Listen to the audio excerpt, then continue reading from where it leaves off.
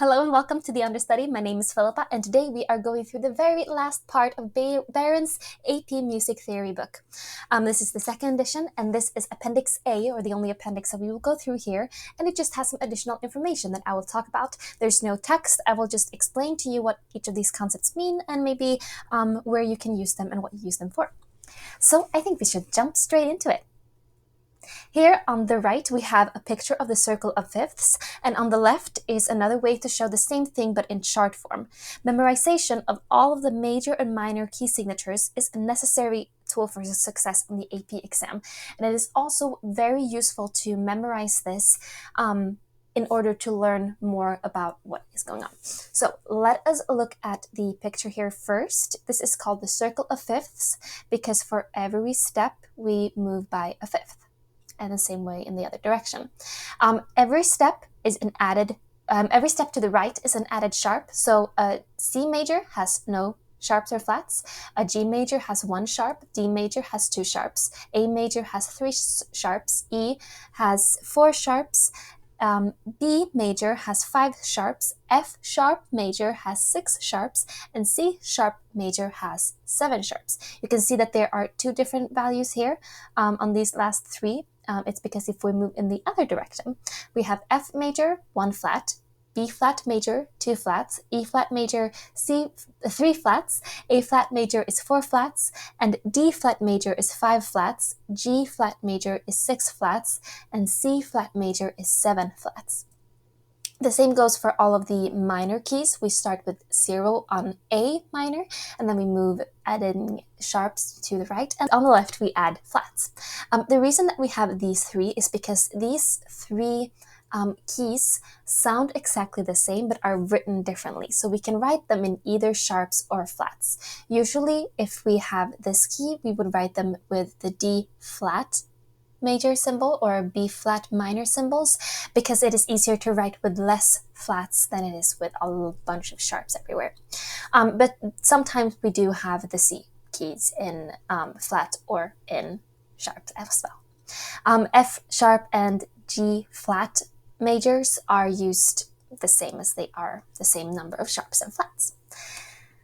Here we can see the same thing in the chart form. So we have the minor on flats and major, major and minor on flats and sharps, yes. We can see that these are the same, these are the same, and these are the same. And then we have the number of added sharps and flats on each side.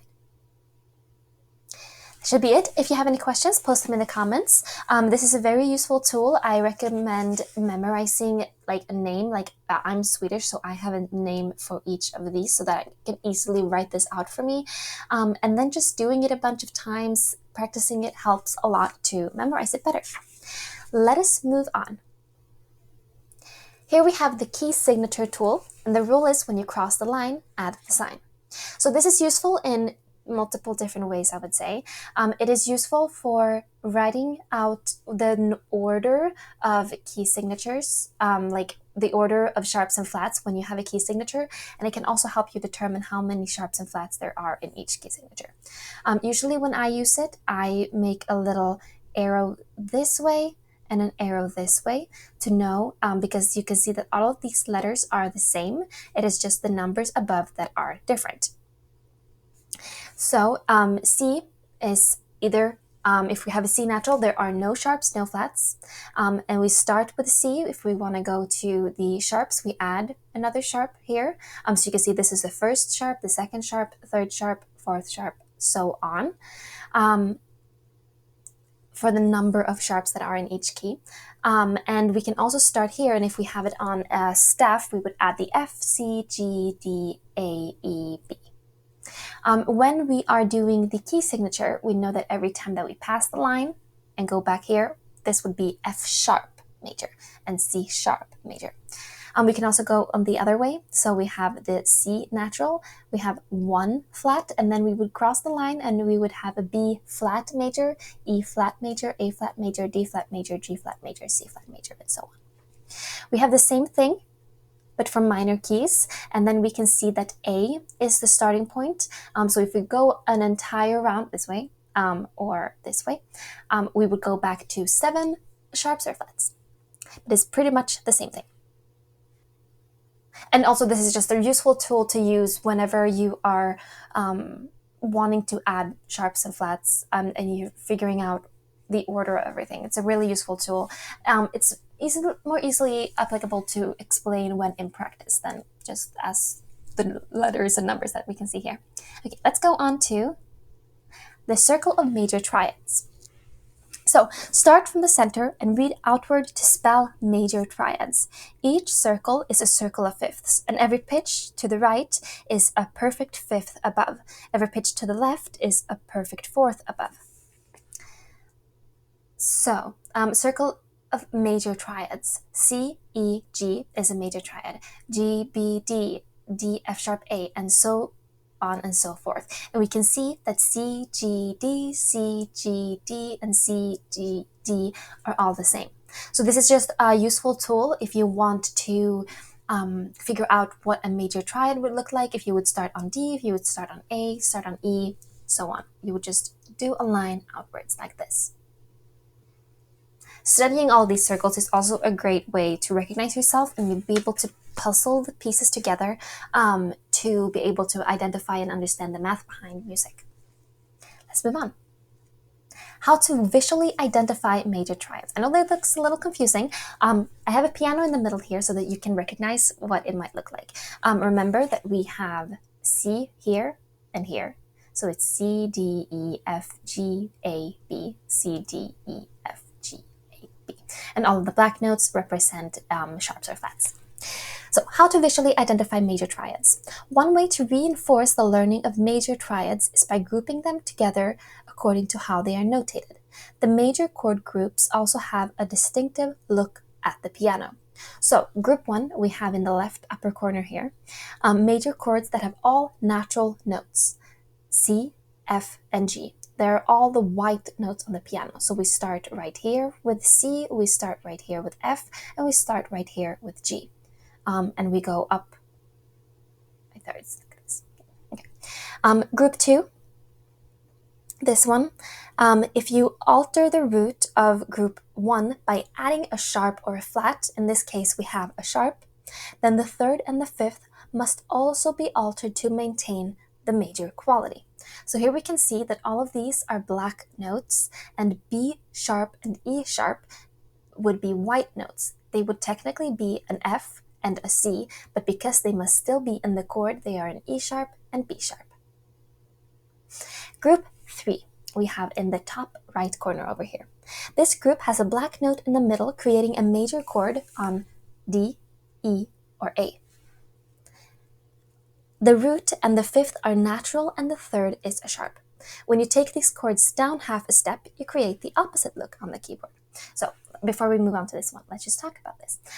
So D, F sharp, A, all of these are starting on the white note, like D, then moving to a black note in the middle, and an A at the end. This is something that when you've, like all of these chords, is something that when you play piano for a while, you know. But to start remembering what chords are, it might be easy to like put these into these groups. Okay. Here we have them taken down half step in group 4. This group is an arrangement of black, white, black keys, where the root are and the fifth are black notes, and the third is a natural note. So it's the opposite of this. You can see that these are all taken down half step. So D flat, F, A flat. There we go. And then we have this group 5 is here and group 6 is here. Technically 2 different groups because we have one chord in each group, but they've put them together here for ease. So B and B flat are opposites of each other. The B major chord is white, black, black, while the B flat major chord is black, white, white. Of course, we also have all of these different chords.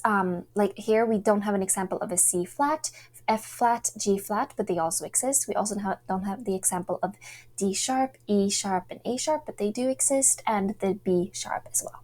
So we have all different variables.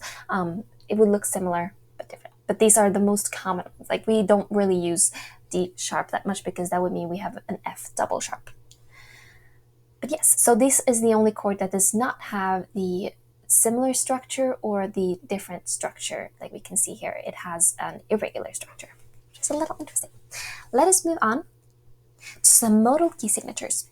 So modal music can be written using standard key signatures or may use altered notes or accidentals to create the modality. If you use the method of altering major and minor scale patterns to identify modes, start with what you know for sure. So there are a bunch of different modes. The ones that are most common are the Ionian, the major, and the Aeolian, the minor. We have all these different names and they are used, but they are not as common in music. However, because they exist and they are used in different things, it's good to know them. So let's go through them. The Lydian we have right here is a major and an added raised fourth. While C major has no sharps or flats, C Lydian corresponds with the key signature of 1 sharp, adding F sharp, the raised fourth scale degree. So if we would take a C major, we would add the raised 4. In relation to major key signatures, Lydian mode adds 1 sharp. G major has 1 sharp, therefore G Lydian has 2 sharps. If you use this method of identifying the key signatures of major modes, you must remember that adding a sharp to a flat key signature simply means to take away 1 flat. Therefore, B flat major has 2 flats and B Lydian has 1 flat. Let's talk about Mixolydian, which is a major with a lowered 7th. So compared to the C major scale, the C Mixolydian scale or mode would have an added B flat. So its key signature has 1 flat. In relation to the major key signatures, Mixolydian adds 1 flat. B flat major has 2 flats, so B flat Mixolydian has 3 flats, and likewise adding flat to a sharp key signature takes away 1 sharp. Therefore, because G major has 1 sharp, G Mixolydian has no sharps or flats. Let's move on to the Dorian, right here, which is a natural minor plus and a raised 6th. In comparing the minor modes, we'll use A natural minor, because it has no sharps or flats. Therefore, a Dorian scale would have an F sharp and correspond with a key signature of 1 sharp. In relationship to minor key signature, Dorian modes add 1 sharp. E minor has 1 sharp, therefore E Dorian would have 2 sharps. If you use this method of identifying the key signatures of minor modes, you must remember that adding a sharp to a flat key signature simply means taking away 1 flat. Therefore, D minor has 1 flat, so D Dorian has no sharps or flats. Let's move on to the Phrygian. So you can see right here, which is a natural minor and a lowered 2nd. So in comparing A minor with A Phrygian, the Phrygian scale has B flat, so the corresponding key signature would be 1 flat. In relationship to minor key signature, Phrygian mode adds 1 flat. So D minor has 1 flat, so D Phrygian has 2 flats. Likewise, adding a flat to a sharp key signature takes away 1 sharp. So B minor has 2 sharps, therefore B Phrygian has 1 sharp. Remembering modal key signatures. To remember them better, you can use the acronym PAD-MIL, PAD-MIL. We have PAD in small letters and MIL in capital letters. A is in the center. It is a natural minor, a lowercase to remind you that the tonic chord is minor. There's no added sharps or flats in minor. Ionian is the center of the major tonic group, uppercase to remind you that the tonic chord is major. So no added major or minors. We have lower, higher, but these are all the same. Okay, so beginning with the rarely used Locrian right here. If the tonic would be C, the Locrian would have 5 flats. The Phrygian would have 4 flats. The Aeolian, 3 flats. The Dorian, 2 flats. The Mixolydian, 1 flat. The Ionian, 0 flats. And the Lydian, 1 sharp. We can also take the example if we are starting with the Aeolian in minor. This would have 0. The Phrygian would have 1 flat. The Locrian would have 2 flats. Other direction, Dorian would have 1 sharp. Mixolydian would have 2 sharps. Ionian would have 3 sharps. And the Lydian would have 4 sharps. We can also see this written here. So we have Locrian, Phrygian, Aeolian, Dorian, Mixolydian, Ionian, Lydian. You can see how they are added. Here, I have also written for you another way of thinking about this. Locrian is all of the white keys if we start on B.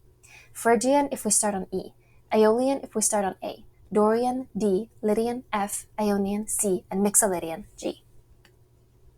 So here we have them written for you in the order of the key: Ionian, Dorian, Phrygian, Lydian, Mixolydian, Aeolian, Locrian. So you can either use this structure or this list, or you can use this list, whichever works best for you, either by adding sharps and flats, or by looking at the piano. Let's move on. Let's talk about the string family.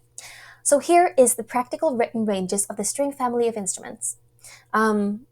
This is a great resource for you if you want to go back and save this when composing or whatever. This is the violin. We have the G string that can go between these ranges, the D string, A string, E string. Same thing for viola, violoncello, and the double bass or the contrabass. Here we have the woodwind family, and here we have the brass family. So here we have the ranges of the piccolo, the flute, the oboe, the English horn, the clarinet in B flat, the bass clarinet in B flat, the alto saxophone, the bassoon, and the contrabassoon.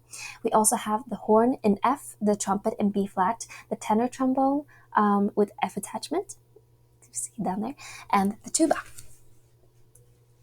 There are a bunch of instruments. Here are all the English names. They also, each of them have Italian, German, and French names that are used quite a bit. For woodwinds, we have the piccolo, the flute, the oboe, the English horn or cor anglais. We have the clarinet, the bassoon, and the saxophone. In the brass family, we have horn, trumpet, trombone, and tuba. In percussion, we have timpani, the xylophone, the marimba, the glockenspiel or orchestra bells. We have the vibraphone, snare drum, triangle, and tambourine. And for strings, we have harp, violin, viola, violoncello or cello, and the double bass or contrabass. Of course, there are a lot more instruments out there, but these are the most commonly used in music. You can also notice that not even like piano is on here. Let's talk about some performance considerations. So some clarifying terms. These terms help clarify performance. For example, le stesso tempo and semile refers to terms or directions that appear earlier in the piece. The other terms in the list are combined with specific dynamics, tempo, styles, and articulation terms in order to make them more precise or clarify what is meant. So, le stesso tempo, at the same tempo. Sempre means always, and simile means in the same manner. So all of these three basically means staying the same. Then we go on to the changing slowly category, which is poco a poco, little by little. We have the changing quickly, which is subito, which means suddenly. We have a small amount category, which is non troppo, not too much, poco, little, un poco, a little. We have a large amount category with assai, very, and molto, also meaning very. We also have the less category with meno, meaning less, and mezzo, meaning half. We have the more category with più, meaning more, and with, con, meaning with. Let's move on to some dynamics. Dynamics indicators not only tell performers how loud or soft to play, but also inform musicians about the character or mood of a piece and gently contribute to creating a musical and sensitive performance. These symbols you can see right here are very, very commonly used in music. We have pianissimo. I see that this is written as a P and not an O. Excuse me. We also have pianissimo, piano, mezzo forte, forte, fortissimo, and fortissimo. I miss fortissimo. So piano means soft, forte means loud, mezzo means half, so we have half soft and half loud. We also have pianissimo, which means more. Issim means more, basically, for all of these when it's added to it. And issimo, like we can see in fortissimo and pianissimo, is an added one. But we simply just use these symbols when we are writing sheet music. Crescendo means increasing in loudness. It has a symbol looking like this, like a little mouth almost. Diminuendo means decreasing in loudness. Same thing as decrescendo, also means decreasing in loudness and has this angle to the other side. We also have fortepiano, meaning forte, immediately followed by piano. And we have rinforzando, meaning a sudden increase in loudness. Let's talk about the tempo. So the speed of the beat is known as tempo. Performers use tempo indicators to convey the character of the work. Tempos are customarily indicated with markings in Italian and may be accompanied by metronome markings such as MM equal 120, referring to male cell metronome. In 1814, Johann Maelzel invented the metronome, a device for sounding adjustable beats per minute and therefore fixing the tempo for a composition. Nowadays, you can also just see a note, like a quarter note, a 16th note, or a dotted quarter note, a half note, equaling the BPM, beats per minute. So let us go through all of these. We start with fast, and we move to medium and to slow. So prestissimo means very quick. Presto means quick. Vivace means fast and lively or vivacious. Allegro means quick or lively, bright, merry. These are the medium tempos. So allegretto means moderately quick, but not as fast as allegro. Andantino means a little quicker than andante. Andante means moderately slow, and moderato means restrained.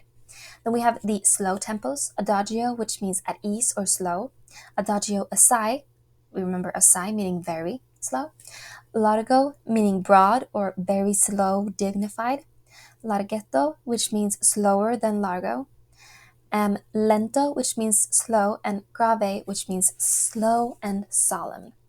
We also have these terms on the right here that have to do with tempo. Any of these terms can be combined with poco or molto, which we learned more before. Accelerando means to gradually increase the tempo, and stringendo means to press forward. So these two have with speeding up. The other four have with slowing down. So ral or rallentando means to gradually slow down. Ritardando means to gradually slow down, or ritenuto, to suddenly slow down. Rubato means to take out of the stated tempo. This can also be written as con la voce, following the voice, but rubato means free. Let's talk about some articulations. So articulations marks indicate how a note, phrase, or a melody should be performed. Remember that this is an aspect of sound called envelope. How a note is begun, attack, how it is sustained, and how it ends, release. So first one here, we have slur. This can also be flipped upside down depending on where in the music it fits best. It is to smoothly connect two or more notes with different pitches. It is called legato singing or playing. For singers, the slur is an indication to sing more than a single syllable of text on more than one pitch, which is called melisma. This symbol can also kind of a similar symbol be seen between two notes if you want to combine their lengths, and it is then called a tie instead of a slur. Here we have the tenuto, and you see this line which can either be placed underneath like it is here or over. This goes for all of these. They can be placed either over or underneath. Tenuto means to sing or play each note with its full value. So sometimes we want to emphasize that a note wants to be played or sung fully and not ending before. So it's called tenuto. We have these two, which are separation or shorter duration. Staccato means to sing or play the note shorter or detached, and a wedge is to play a note as short as possible. Then we have these two, which are accents or stressed notes. So the accent is to play with a moderate accent, and the marcato is to play with a distinct emphasis. Sometimes the tenuto can also be a stressed note, meaning to lean on the note. Then we have these three that are kind of tempo. The forzando, meaning forced or played with sudden accent. We have sforzato or sforzando, meaning played with sudden emphasis. And then we have forzando piano, meaning played with a sudden accent and immediately becoming piano or soft. Then we have some style markings. So all of these different expressions are used in music all the time. We have amoroso, tender and affectionate, animato, animated and lively, calando, gradually softer and slower, cantabile, in singing style, con anima with life and animation, con brio with vigor and spirit, con dolore with sadness, con forza with force, con fuoco with fire or in a fiery manner, con moto with motion, deciso, decisively, detache, detached, dolce meaning sweetly, doloroso meaning sorrowfully, espressivo meaning expressively, furioso meaning furious, Giocoso meaning humorous, grandioso with grandeur, gracioso gracefully, legato smooth and connected, leggiero lightly, mastioso majestically, marcato marked and stressed, martial in the style of a march, morendo dying away, pesante heavy, religioso solemn or religious, semplice simple, sostenuto sustained, sotto voce in an undertone or sometimes underneath the voice like a whisper, staccato short and detached, and tranquillo tranquil. Here we have some additional playing indications, so all of these are also things that you can see in music all the time. The first one, arco, means with a bow. So play with a bow as opposed to plucking or pizzicato, used for string instruments. If there is no marking, arco is played. Arco playing is assumed. This one that we can see right here is often placed before notes or like a triad or a seventh chord or something. It's called an arpeggio, and the notes of a chord played in sequence rather than simultaneously or at the same time. So the arpeggio may be written as individual notes or indicated by an arpeggio line placed on the left of the chord. We have this, a caesura or caesura, which is a complete break in a sound. It is a pause. Sometimes it's also called a railroad track, or railroad tracks. We have consord and sensasord. Consord comes from consordino, and sensasord means sensasordino, which basically means both of these to play with a mute or remove the mute. So with the mute, remove the mute. DC al coda, DS al coda, DC al fine, DS al fine all have to do with each other. It means da capo al coda, go back to the start of the piece and play until you reach the marking to coda and then jump to the coda. Dal segno al coda means go back to the sign and play until you reach the marking to coda, then jump to the coda. Da capo al fine means go back to the start of the piece and play until you read the marking fine, then stop. And dal sagno al fine, go back to the sign and play until you reach the marking fine, then stop. So basically, these are all saying that you should go back to somewhere. This, a coda, means to go back to the start of the beginning and then playing until coda. And if you have del segno, DS, it means go back to a marking that is in the music and then play to the coda and then continue. However, if you have these, it means that you go back to either the beginning or to the symbol and then you stop when you reach the sign. Okay, let us move on. We have a grace note, which is a little note like this that is before the larger note. Usually they're tied together. A grace note is a miniature note with or without a slash. It is not counted in the rhythm or the measure, but it is played quickly, almost together with the next note. We have octave signs. Sometimes these are accompanied by lines that go over the notes or underneath the notes, which basically means a line or symbol placed above the notes as a signal to play the material an octave higher or lower than written. A similar line with a B instead of an A means beneath the note and is a signal to play the material an octave lower than written, like I said. Here we have a mordent, which is an ornament or a mordent to the notes that are written. So we can find these. These can look different ways. Sometimes they have a line through them. Sometimes they are longer. But it basically means that the first notes indicated are the first three notes on the downward trill. Beginning the note is written with the second occurrence of the main note held for the remaining duration. So here we can see what a note, let's say a half note, would look like is this. Then we have the pedal line, which is this, usually followed by a line, which is a symbol to guide the pianist in the use of the sustain pedal. Then we have piz, which means pizzicato, played by plucking, used for string instruments, and that are usually played with the bow. So this is the opposite of arco that we see up here. Then we have a tremolo. This can be placed above notes, underneath notes, or on the stem of a note. It is a rapid repetition of the same note, indicated by one or more strong diagonal lines across the stem of a note or between the stem of two notes. Then we have the trill, which is sometimes followed by a similar mordent style afterwards. It is an ornament in which two tones, a major or minor second apart, are alternated rapidly. Then we have a turn. This can be between two notes or it can be above a note. And and it actually looks like this. This one is a little bit misplaced. This should be down here. A turn is an ornament consisting of 4 slurred notes. The note above the main note, the main note, the note below the main note, and finally back to the main note. So here, this would be the main note, and we would go dun dun dun dun. A turn may start with the main note and then move to the note above, or directly on the main note, depending on the placement of the sign. So either if it is between 2 notes or on notes. Okay, let us move on to additional terms. So we have the Alberti bass, which is accompaniment pattern using a 3-note chord.